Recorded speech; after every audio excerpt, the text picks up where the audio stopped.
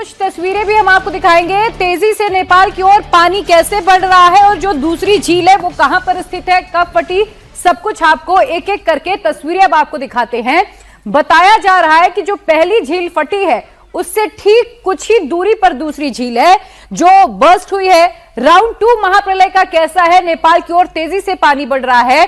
अब जरा आप इन तस्वीरों को गौर से देखिएगा। ये तस्वीरें हम आपको दिखा रहे हैं। पानी बहुत तेजी से तिब्बत से नेपाल की तरफ बढ़ रहा है और बताया जा रहा है कि कल देर रात जो दूसरी झील है वो बर्स्ट हुई है, यानी कि उसका जो पानी है वो बहुत तेजी से तिब्बत से नेपाल की तरफ बढ़ने लगा है और अब से कुछ ही देर में नेपाल वो पानी पहुंच जाएगा। नेपाल पुलिस सुबह से ही लोगों को लगातार अलर्ट कर रही है।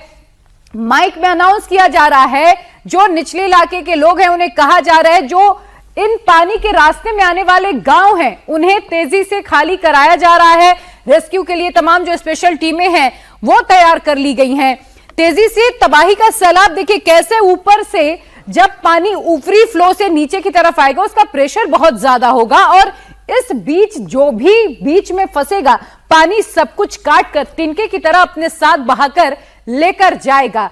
कौन सी झील है, किस जगह पर फटी है, अब आपको वो समझाएंगे। झील का बांध टूटा है। जो दूसरी झील थी पहली झील से 6 किलोमीटर की दूरी पर स्थित थी और कल से चीन की तरफ से निगरानी की जा रही थी और ये चीन की तरफ से कहा गया था कि जो दूसरी झील है वो भी ओवरफ्लो हो चुकी है और किसी भी वक्त वो झील भी फट सकती है, महातबाही आ सकती है। तो दूसरी तरफ आपको बता दें कि कल देर रात झील फटने की खबर सामने आ रही है। हालांकि चीन की तरफ से अभी यह साफ नहीं किया गया है कि क्या वाकई जो दूसरी झील है वो बर्स्ट हुई है या नहीं हुई है, लेकिन नेपाल पुलिस लगातार लोगों को अलर्ट रहने की अपील कर रही है और लोगों को सुरक्षित स्थानों पर शिफ्ट किया जा रहा है। जो तमाम बीच में गांव आ रहे हैं, जहां पर बस्तियां हैं, जहां पर सुरक्षा कर्मी तैनात हैं, सभी को सुरक्षित स्थानों पर जाने के लिए पहले ही कह दिया गया है।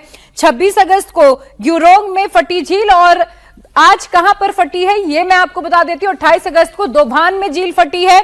दूरी महज कितनी है, 6 किलोमीटर की दूरी है। तो आप अंदाजा लगा सकते हैं ज्यादा दूरी नहीं है, ज्यादा रेडियस नहीं है।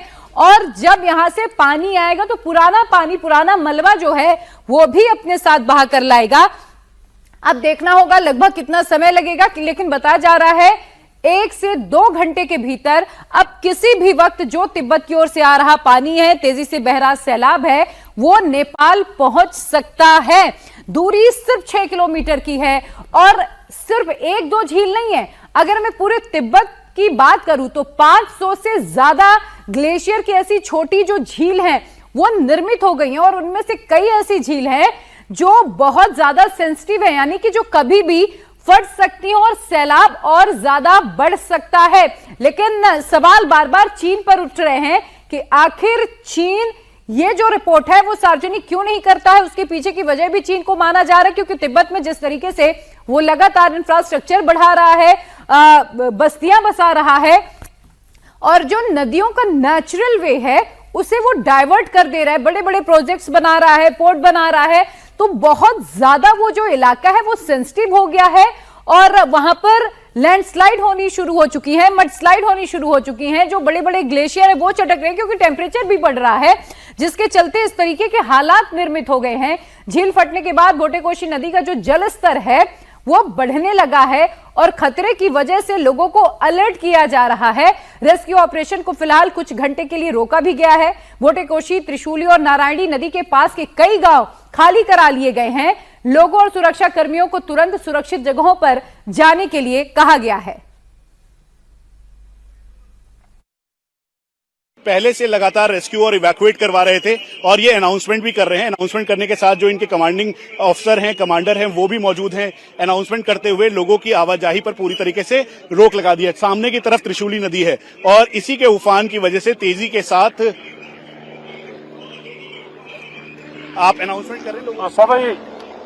सबैजना अलिक परै गइदिनु भनेर कतिपय सूचनाहरू आए अनुसार चाहिँ 100 मिटर माथिसम्म आउन सक्छ भनिन्छ। त्यसैले गर्दाखेरि तपाईहरु सबै अलि सुरक्षित ठाउँमा बस्दिनु भन्नलाई हो र यहाँहरु सबैले अलिकति बुझ्दिनु होला। आफै पनि हामीले अनुमान गर्न सक्दैनौं र केही कुराहरू चाहिँ जस्तो खबरहरू आइरहेको छ तपाईँले मिडिया सोसियल मिडियामा पनि हेरिरहनु भएको छ। त्यसैले कृपया सबैजनाले आफै अलिकति सचेत भएर सुरक्षित ठाउँमा बस्दिनु होला। धन्यवाद। ये आप क्या कह रहे हैं, 100 मीटर तक ऊपर तक आ सकते हैं कह रहा है।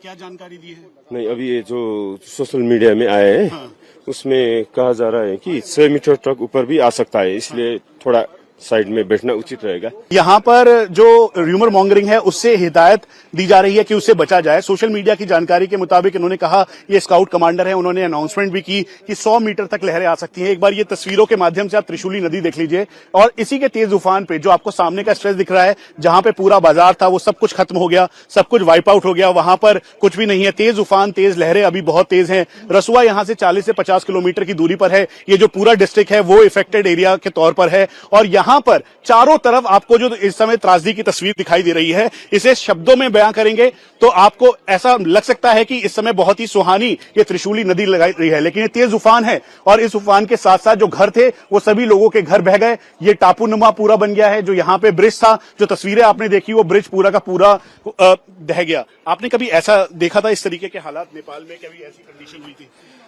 Yeah, in the history, this one is like one of the biggest tsunami and blood flood we have ever seen.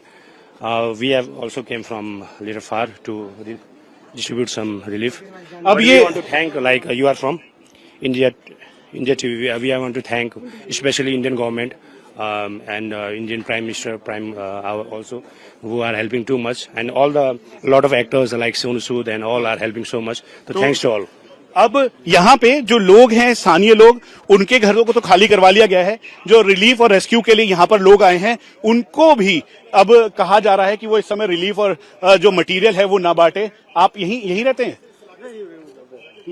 ये आप देखिए। अब शुरुआत करते हैं ग्योरोंग से।